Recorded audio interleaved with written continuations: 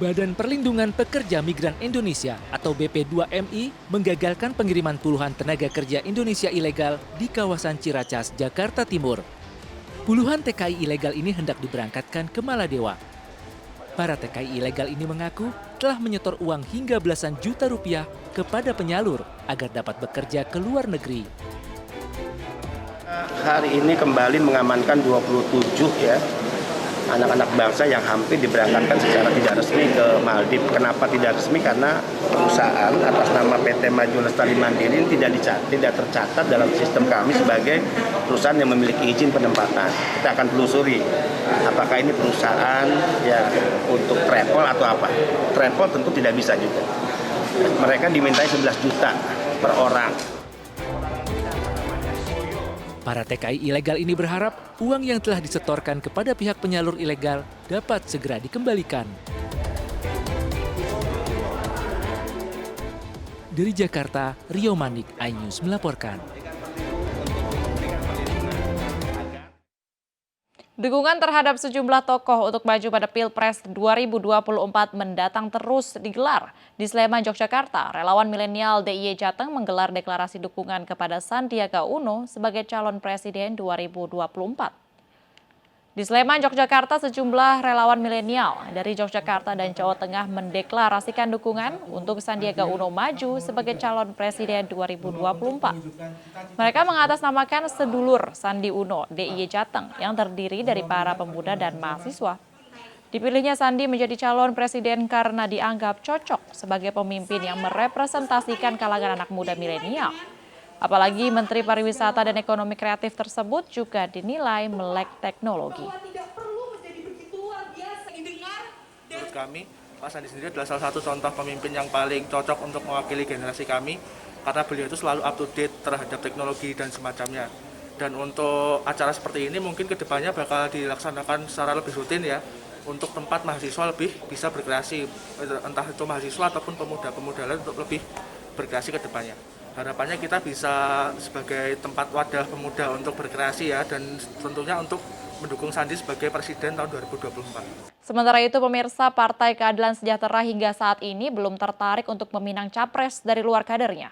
PKS akan tetap mengusung Salim Segaf Al-Jufri sebagai calon presiden 2024 mendatang seperti yang diputuskan oleh Musyawarah Majelis Syuro kelima beberapa waktu lalu. Sekretaris Jenderal DPP PKS Abu Bakar Al-Habsyi mengatakan Ketua Majelis Syuro PKS Salim Segaf Al-Jufri akan diusung PKS sebagai Capres 2024. PKS meyakini kemampuan Salim Segaf menyelesaikan berbagai masalah yang dihadapi bangsa ini. Mulai dari COVID-19, ekonomi sosial, korupsi, dan penegakan hukum.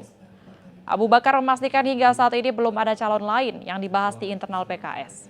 Namun bila ada, akan dibahas pada Musyawarah Nasional Majelis Syuro selanjutnya. Dalam Munas bahwa kita tidak akan pilih orang lain. Kita akan tetap sampai saat ini amanahnya menokohkan Habib Salim Segaf Al-Jufri. Clear? Adapun kalau ada perubahan dan sebagainya, tunggu Munas selanjutnya. Majelis Syuro selanjutnya perkembangan. Ini masih 2 tahun 3 bulan, Bung. Jadi kita bekerja aja dulu, partai kita. Masa kita udah garap baru kita pilih orang lain, enak aja. Kita rapikan dulu lah. Selanjutnya pemirsa, kabar baik untuk Korps Brigade Mobil atau Brimob Polri yang hari ini berulang tahun ke-76. Kapolri Jenderal Polisi Listio Sigit Prabowo mengatakan akan mengembangkan Korps Brimob dengan menambah jumlah personel dan nantinya akan dipimpin oleh Jenderal Polisi Bintang 3. Restrukturisasi dan pengembangan Korps Brimob Polri seiring dengan kebutuhan organisasi dan juga tantangan yang dihadapi Korps Brimob di depan. Mulai dari pengendalian COVID-19, terorisme, hingga pengamanan pemilu 2024. Nantinya personel Brimob ini akan ditambah dan disebar di seluruh Indonesia. Sedangkan untuk pucuk pimpinan yang saat ini dijabat oleh Jenderal Bintang 2 Polri akan ditingkatkan dan dijabat oleh Jenderal Bintang 3 Polri.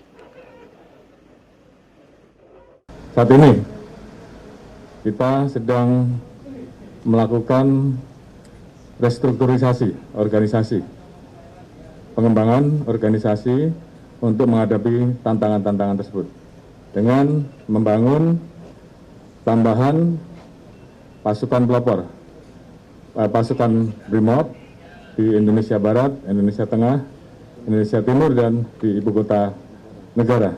Sehingga pada saat terjadi situasi Kamtibmas yang berekskalasi meningkat, maka personil-personil kita akan bisa lebih cepat untuk melakukan langkah-langkah di lapangan.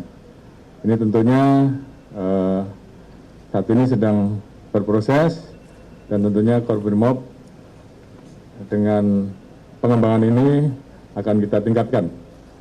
Kita dorong untuk tambahan beberapa bintang, dan juga Korbrimop sendiri kita tingkatkan untuk menjadi bintang 3 karena tugas dan tanggung jawabnya yang semakin berat.